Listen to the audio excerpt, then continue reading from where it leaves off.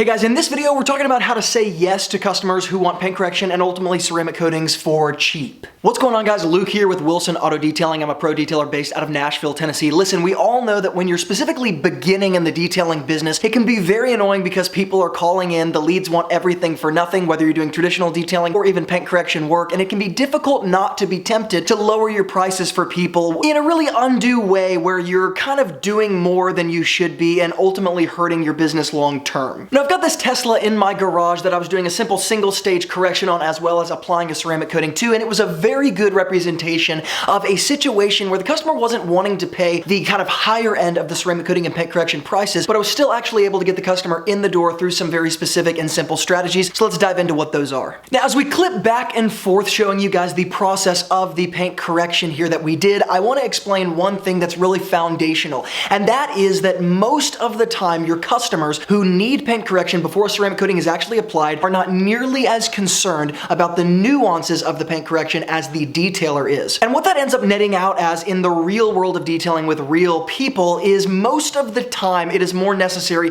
to do some sort of single stage correction more than anything else. Generally, the 2-stage, 3-stage paint correction, even introducing wet sanding, is the rarer circumstance for detailers who are beginning, but yes, even detailers who are well advanced into their business. Again, most of the time, what can be taken care of in a single stage correction is everything that the customer is actually worried about in the first place. I want to set up this situation for you guys properly and show you a little bit of the before condition of the paint, because what you're going to notice here is that this particular Tesla's paint is in really good condition, and while yes, you are going to be able to see some of that swirling and that hazing appearance, you're going to see a very light swirl, a very light kind of hazing. And one of the ways you can tell is when you're looking at swirl marks here like you're seeing in this video, not only are they relatively difficult to pick up on, but when you can start to see kind of the individual scratches within a swirl pattern, it's just indicative of that swirl and the hazing on the paint being relatively straightforward and simple, relatively surface level. It's when you get that kind of real serious static, difficult to separate scratches and really just a lot of hazing where you see, okay, there's a ton of swirling. This might take a little bit more aggressive measures than usual. But my first set of context and kind of point to this video is that the beginning condition of the paint is really straightforward, simple. It's not in terrible condition. Listen, guys, before we continue with the video, go below in the YouTube description box and grab my free ceramic coating quick start. This is a free 5-part video series that's going to take you not only through the hands-on training of how to start in paint correction and ceramic coatings, but also, and more importantly, how to actually implement these hands-on skills in your business to get your first few customers, get a couple $1,000s in your pocket so that you can actually start to grow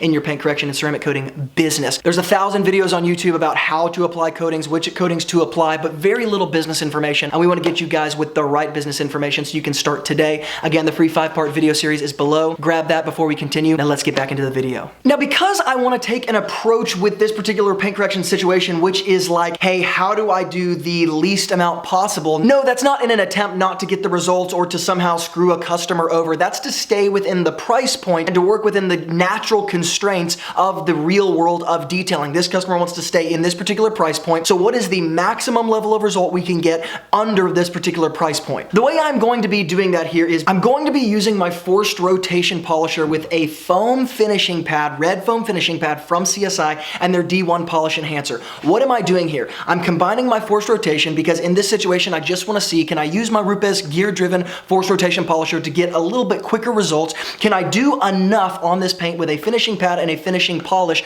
to call it a day and say, yes, this removes enough of that haze and that swirl appearance before we coat to fit in that threshold of the price that the customer's given me? Here's what I'm not doing. I'm not turning the customer away because they have a threshold of price that they want to stay under. I'm testing out a couple different spots on the paint to see, hey, I'm going to stay under this threshold with these test spots, knowing the kind of things that I'm going to have to do in terms of the time that it's going to take, the product that it's going to take, but I know I'm going to be able to stay under this price and I want to see the maximum results that I'm going to be able to get under this price point. I'm also charging a single stage polish, but I want to show you guys just a few things. Number one, after I'm finished with the D1 polish enhancer and the red finishing pad, I'm going to inspect the paint with my Rupes pen light. Essentially what I concluded from the inspection afterwards is no, I did not get enough of the results that I was looking for on particularly the lower rocker panel of that fender. So I then switched to my blue medium cut foam pad from CSI. I then switched to their ceramics polish, which is a little bit more aggressive than the D1 polish enhancer. I'm using the same gear driven forced rotation polisher from Rupes,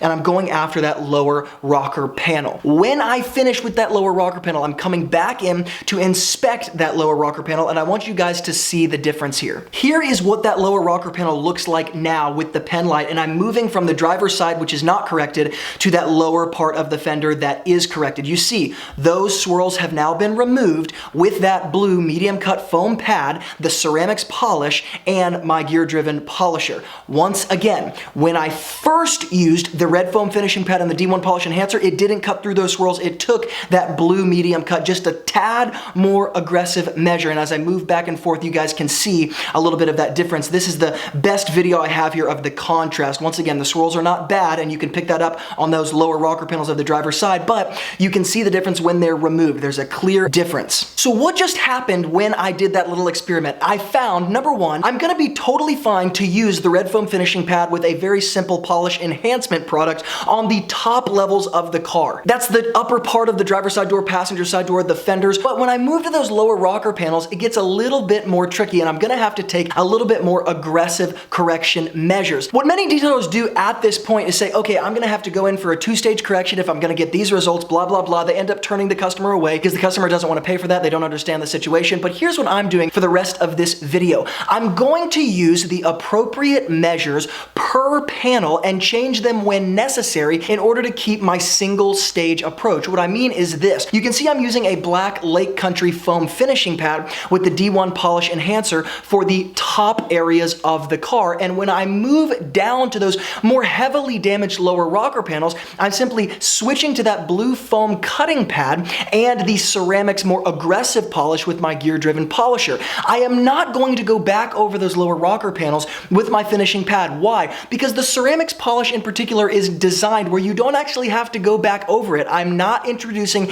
any hazing, and I'm not introducing any clear difference between the top and the bottom half of the car. I'm able to do one single pass with that polish and pad combo, address those swirls, and actually leave it. And essentially, like I said, I'm staying in this single stage approach. I'm not moving to a two-stage approach, but that doesn't mean that I'm using the same single stage approach on every single area of the paint. Now, there are some areas of the lower rocker panels that do not require this. There was about 4 to 6 of the areas of those lower rocker panels that really required me to switch to that gear-driven blue medium cut foam pad with that ceramics polish more aggressive approach combination, but it really wasn't even all of those lower rocker panels. And so once again, what I'm allowing myself to do is switch out my polish and pad combo without having to finish with the finishing pad in those areas to keep my single stage correction. And what I'm able to do here is continue to charge, again, for a single stage, continue to stay in the same time frame I need to in order to get to the ceramic coating, and actually give the customer the end visual results that they want and that they're paying for while staying under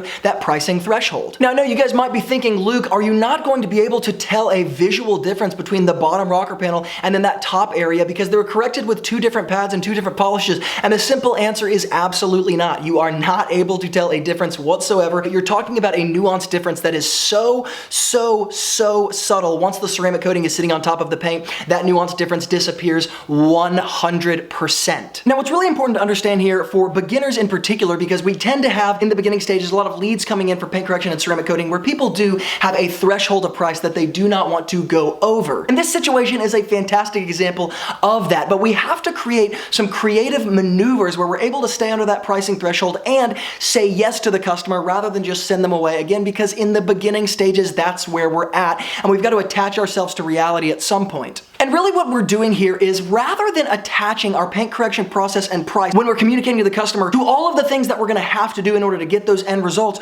what I say is we need to attach the price and process that we're communicating to the customer to the end result. Here's what I know the end result is that my customer wants. Here's what I know they want their paint to look like after it's corrected and after it's ceramic coated. So I am going to communicate in a way that attaches all of the pricing to that end result, not over explaining myself of, well, I might have to do a 2-stage correction in this area. Oh, you know what? Maybe what we could do is walk down from the 2-stage and just do a single stage, but changing the polish pad combo, blah, blah, blah. That actually ends up being what turns a lot of customers away. And yet many detailers do this when they're trying to explain the paint correction and ceramic coating process. They end up delivering this verbal, bulleted list to the customer of everything it's going to take, rather than simply understanding and hearing between the lines of what the customer wants, attaching what you price them to the end result, communicating with the end result in mind, not with each stage of the process in mind. And you as the detailer get to make make those decisions, like I said, switching pads, switching polish, combination, in order to get that end result that we're talking about. And as long as we arrive there, the customer is extremely happy.